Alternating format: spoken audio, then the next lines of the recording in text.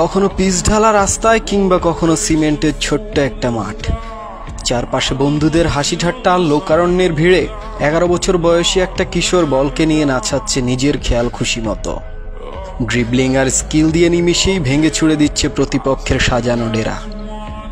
মাঠের প্রতিটি ইঞ্চিকে বানিয়ে নিয়েছিল ক্যানভাস, আর বলটাকে রং তুলি নিজের ইচ্ছে মতো এঁকে যাচ্ছে আলপনা।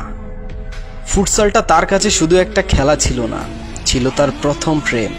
সেই প্রেম থেকেই উত্থান হয়েছিল এক শৈল্পিক ফুটবলের শিল্পকার, Neymar da Silva Santos junior.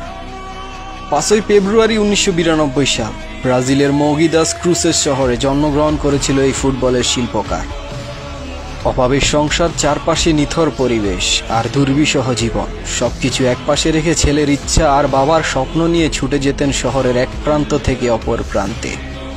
এভাবেই একদিন ব্রাজিলের বিখ্যাত স্কাউট বেতিনহোয়ের নজরে পড়েন নেইমার।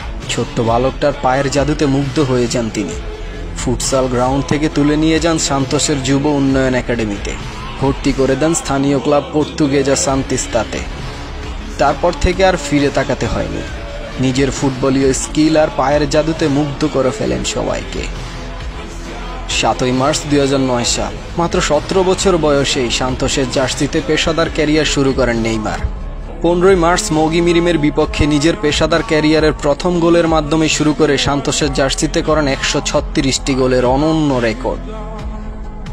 জিতেছেন কোপা লিবার্তাদোরেস, ক্যাম্পেওনাতো পাউলিস্তা ও কোপা দা ব্রাজিল ট্রফি। ফ্লামেঙ্গোর বিরুদ্ধে এক নান্দনিক গোল করে জিতেছেন ফিফা পুসকাস অ্যাওয়ার্ড। আলোড়ন পড়ে যায় স্প্যানিশ গণমাধ্যমে। শুরু হয় নেইমারকে নিয়ে স্প্যানিশ ক্লাবগুলোর জল্পনা কল্পনা।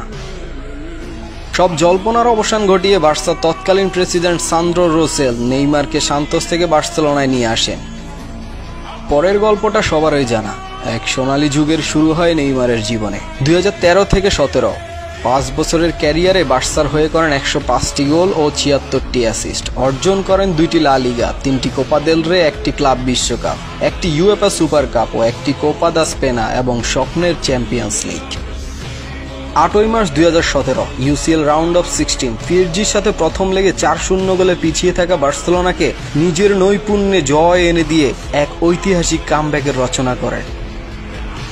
2017 সালে 3 আগস্ট হঠাৎ করেই বার্সা থেকে রিলিজ ক্লজ করে ফুটবল ইতিহাসের রেকর্ড সর্বোচ্চ 222 মিলিয়ন ইউরোর বিনিময়ে নেইমারকে পিএসজিতে নিয়ে যান নাসের আল খেলাইপি। হয়তো পিএসজির বিপক্ষে সেই ম্যাচটার প্রেমে পড়েই এই সিদ্ধান্ত নেন তিনি। 2017 থেকে 2023 পিএসজির হয়ে করেন 118টি গোল ও 77টি অ্যাসিস্ট। অর্জন করেন 3টি কোপা দে ফ্রান্স, 2টি কোপা দে লা লিগ ও 3টি সুপার কাপ ট্রফি। পরবর্তীতে 2023 সৌদি ক্লাব আল হিলাল ও সর্বশেষ নিজের শৈশবের ক্লাব সান্তোসে ফিরে আসেন তিনি। ইনজুরি কবলিত নেইমারের এই সময়টুকু বিষণ্ণতায় কেটে যায়। নেইমার তার ক্যারিয়ারে শুধুমাত্র ইনজুরির কারণে মিস করেছেন 250টিরও বেশি ম্যাচ, যা একজন পেশাদার ফুটবলার হিসেবে সর্বোচ্চ। এই ইনজুরির কারণে নিজে কেঁদেছেন এবং সমর্থকদেরও কাঁদিয়েছেন বহুবার। নেইমার শুধুমাত্র একজন ফুটবলার নয়, সে এক রঙিন গল্প, প্রেমময় ছায়া, যার পায়ের ছোঁয়ায় বল নাচে আর হৃদয়ে জেগে ওঠে ছন্দ।